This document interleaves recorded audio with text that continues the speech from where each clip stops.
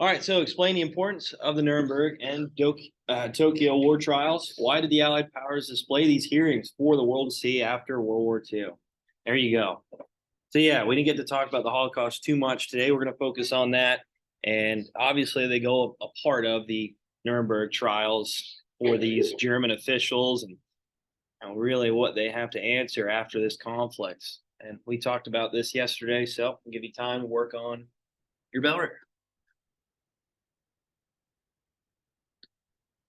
So think about why this location. Think about maybe some of the atrocities again performed by these Nazi officials and Japanese officials, right?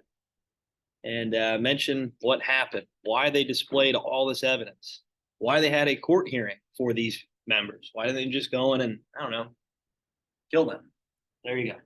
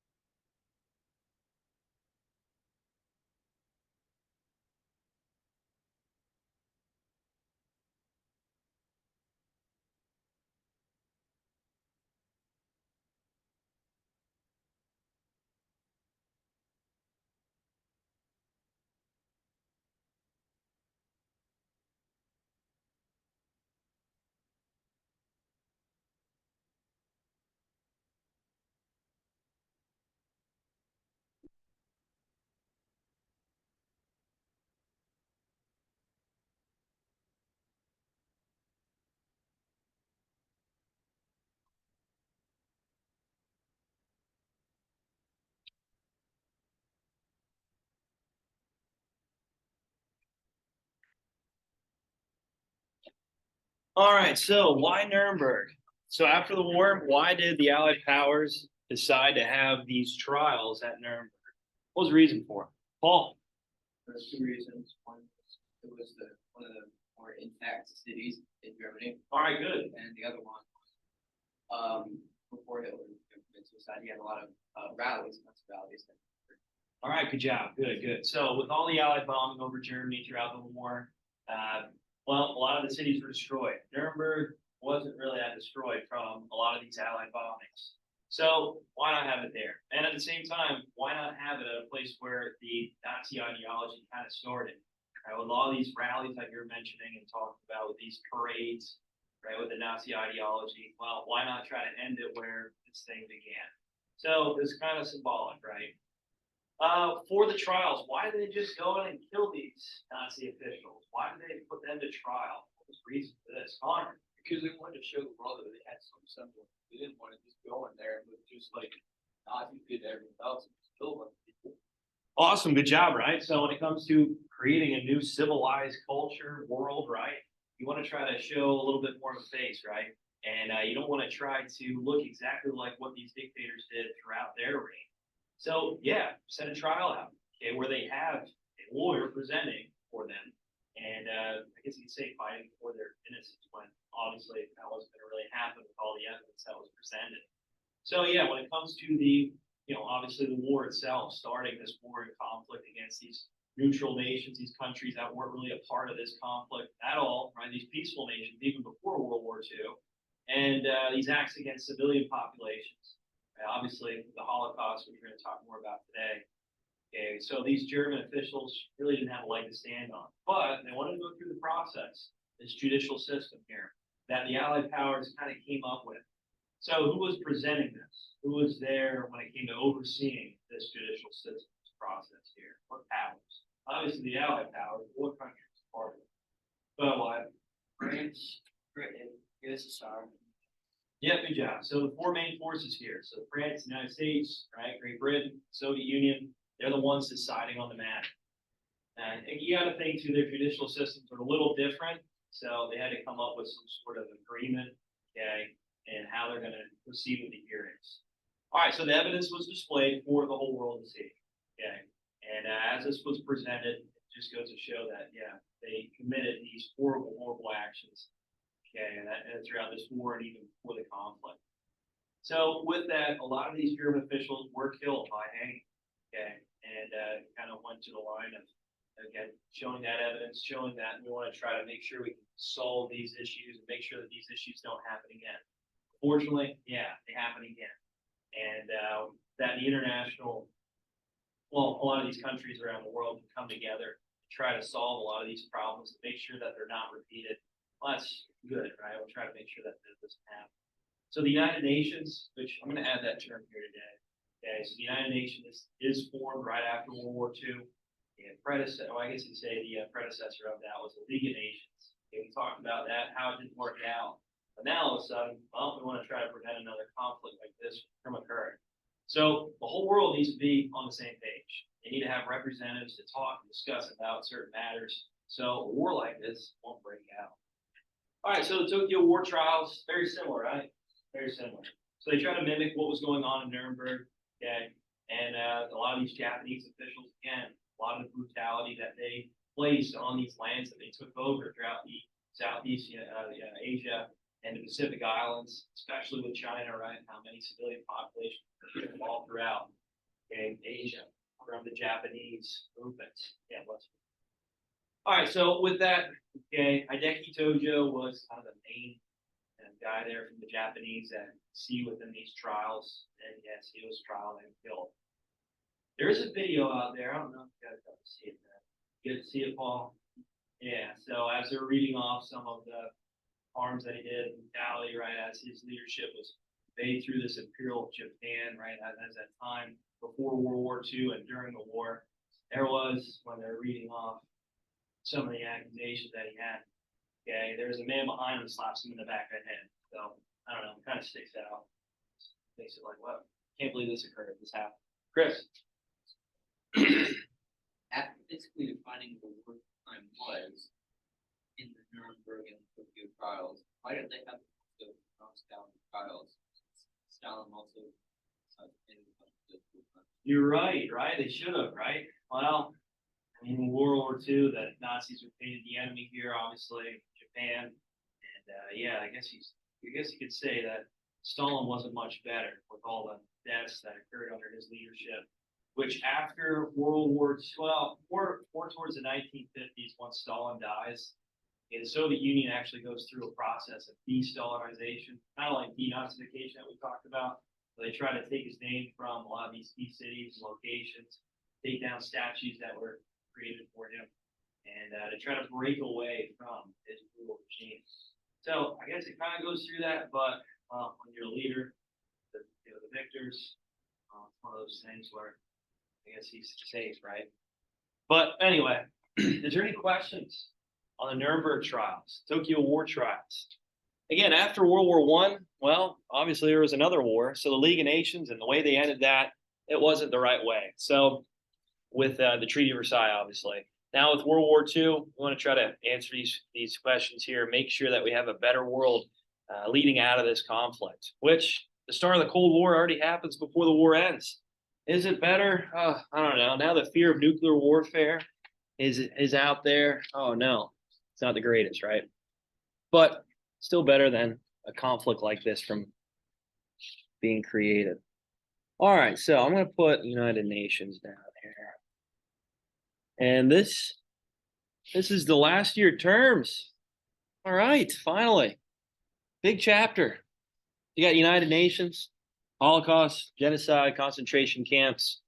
Okay, so we'll talk about these terms today and finish up with this chapter.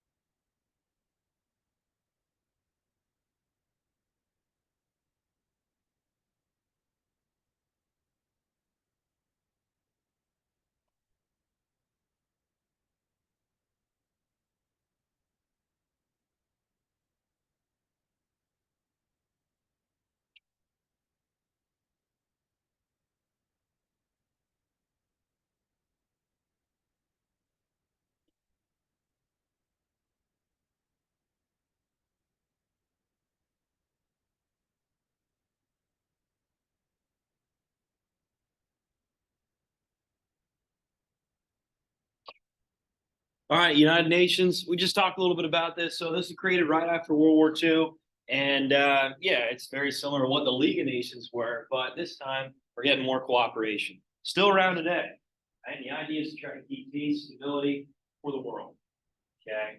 And with the UN, there's meetings, obviously every now and then to try to discuss about some issues and conflicts around the world before they escalate. Try to make sure that there's representation from each country to dispute and talk about certain situations, again, before maybe a war would break out. All right, it's not just with wars, but with natural disasters too. Maybe how these countries come together and help these areas out, these countries out that are really facing a lot of harm. All right, so the Holocaust. All right, we're going to talk about that more in detail today. I know I mentioned a little bit about the early onset of it, the starting of it with Hitler rising to power, and even before he rose to power with his book that he wrote. What was that book called again? Paul? Yep, Mein Kampf. Yep, good. All right, so yesterday we left off talking about the Potsdam Conference, Nuremberg trials, the Tokyo War crime trials, and how the world's just trying to make sure that there's a better place after this conflict, and make sure another war like this doesn't ever break out. And again, with the creation of the UN, that's great, right?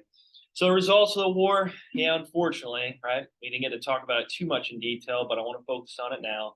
The Holocaust did happen during this time of the Nazi regime, where with Hitler, okay, early on, even before his rise to power, he was talking about how the Aryan race needed more land. And what was that called, where he was looking to try to expand this living space for the German people? Yeah, Lebensraum. Yep, good job. So we mentioned about that early on. All right, as he rises to power through this manipulation, okay, and we mentioned about the fire at the Reichstag, okay, eventually he leads to try to grab more power, and obviously eventually becomes the Fuhrer.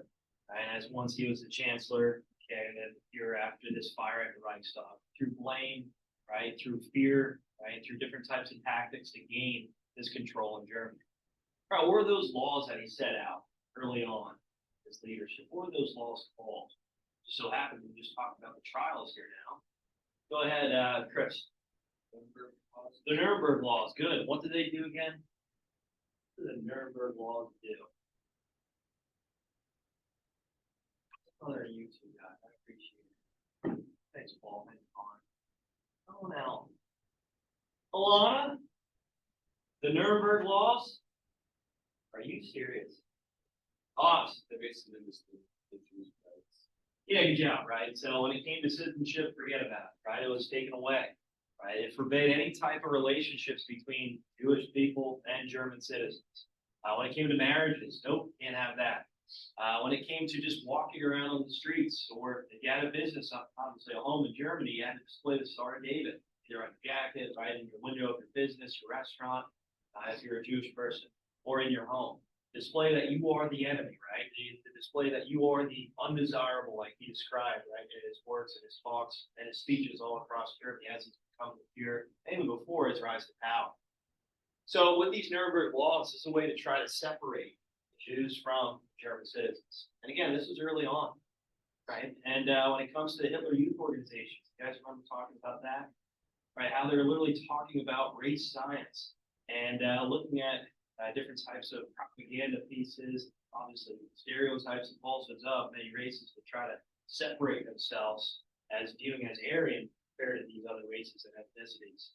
So literally talking about it in schools, again, burning books that were oriented and created the origins from this Jewish culture, and destroying anything that's relative, right, of Jews to Nazi ideology in this new Third Reich.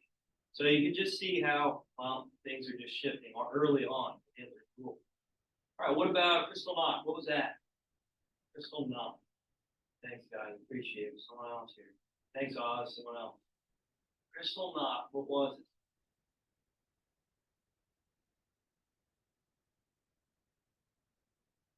All right, well, I'll leave it.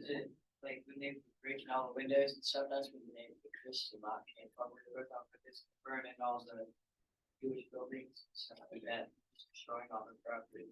All right, good. So yeah, early on in the chapter, we talked about the 1936 Olympic Games that was held in Berlin and how they tried to hide Nuremberg laws, right, and hide these harsh treatment of Jews throughout Germany. And then right after, soon after, right, just in obviously 1938, 2 years later, Kristallnacht occurred, where one of these Nazi representatives was killed in France, and it was by a Polish Jew. So with that, they unleashed these harsh treatment of Jewish people throughout German society. Many towns, villages, and cities, they broke the windows of their homes, businesses, restaurants. They destroyed synagogues, right? And many people were even killed in these actions of Kristallnacht. German citizens were a part of it. The Hitler Youth, right? Obviously the SS, right? And how this secret police was created to try to control these fires that were raging on, the destruction of these buildings of what the Jews had in Germany.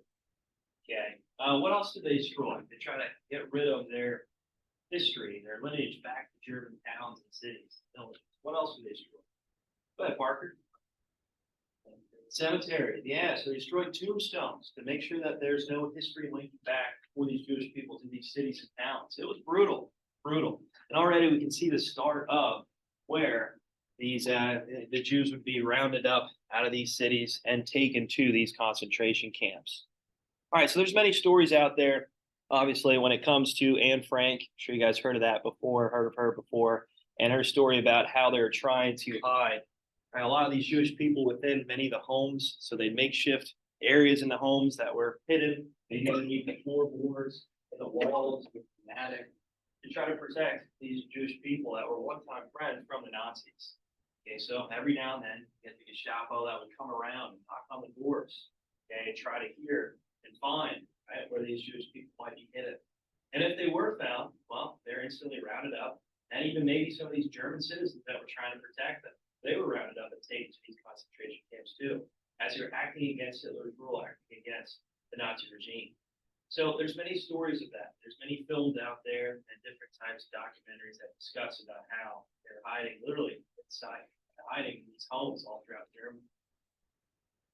So with these concentration camps, here's just an image, right, of many of these camps that were created all throughout Germany and even parts of Poland, as Germany controlled a lot of the land all throughout Europe.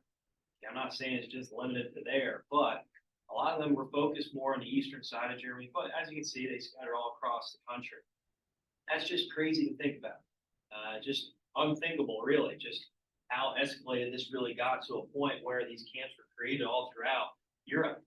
Okay, where many of these people were rounded up and taken to these camps. They lost their homes, lost their way of life. Okay, lost their jobs, obviously. And now they're the villains of society. So in these concentration camps, people live with very little food, if food at all, water, electricity, okay, nothing like that. Jam-packed, tight in these homes, in these makeshift homes. Okay, as you can see, the bunk beds, right? And you can see how many of their bodies are shriveled up and obviously starved, okay?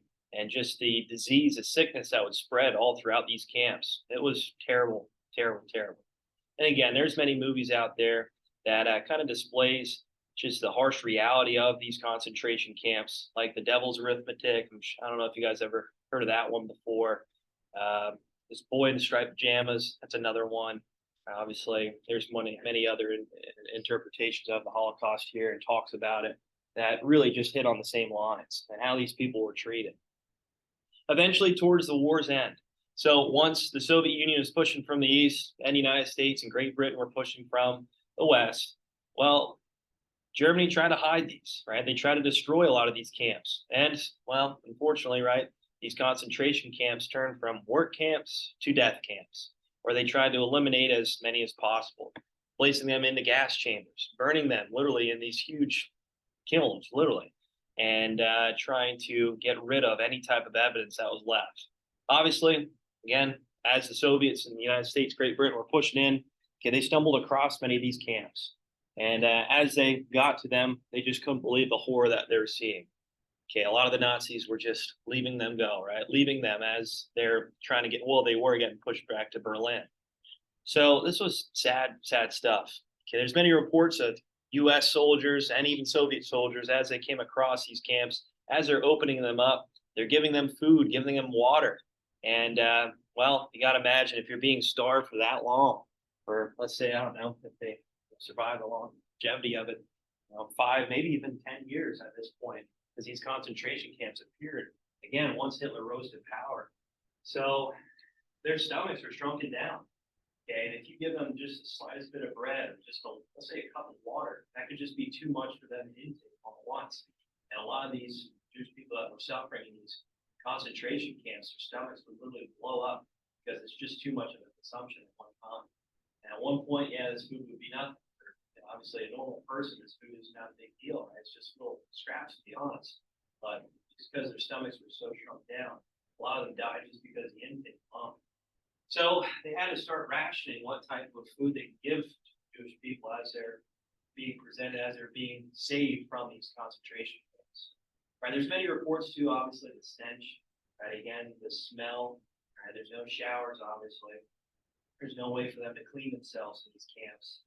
And when it came to this, the sheer side of it, it was just brutal to look at. So eventually, well, these camps were liberated. And some still displayed to talk about and to discuss about what was going on and what happened throughout this time of the Holocaust. All right, so I know I didn't get too in detail about it, but I just want to display about what was going on, what happened. I know these images are hard to look at. Again, as the Germans were being pushed back, they're trying to destroy everything so that the Allied powers won't see what was actually going on. All right, so that is pretty much the end of the slideshow. I'm going to show you a video here, but first, as I'm recording, I want to put up the assignment, which tomorrow I'm going to give you the whole period to work on it. Again, you can work in groups. You can break down each source that you're going to look at, so you're not having to go through all of them. We will discuss through each and every one of the sources, so I think that'll be good, so everybody has an understanding of what was talked about, what was read, what was visualized. Again, some of these images are hard to look at, but again, we need to talk about it so we don't forget what happened here, so that these actions don't happen again. Unfortunately, they do, right? Each and every day, even still this day, there is genocide. All right, so this is the source worksheet. So you're going to break down 6 sources, right? You're going to answer the questions based off of the source that you're looking at. So if you're in a group of 3, then obviously you're going to have to break it up a little bit. You might have to do 2 sources, break it down, and then talk to your partner what these other sources were. And then obviously look at them, understand what was being said within the article, the primary source, or the picture, the propaganda pieces, you name it. So this is a group work, group assignment. Okay, so everybody has to do some work here, or, well, it's not going to really work out for everybody's benefit here. So source 1, as you can see, it's more of a primary resource. So you're going to read through it. Okay, and this is a telegram that was displayed and talked about when it came to the, I think this one's more of about the concentration camps and how they're rounding up many of the Jews after Kristallnacht. All right, here's more primary sources. Source 2. Okay. So on and so forth. I'll just get through them here real quick so then you guys can look at them a little bit. Source 3. They're not really too long, but there's a lot of good insight inside of it. Source 4. So this is propaganda. Okay. So what was being taught in some of these Hitler Youth organizations, the schools throughout Germany. Another source. And finally, I got 6, last one. Just want to make sure they all open too. All right, and kind of looked at some of these pictures already. I get it, some of them are hard to look at, but we got to know it. We got to see what's going on. We got to learn about it. All right, so you can work with a partner.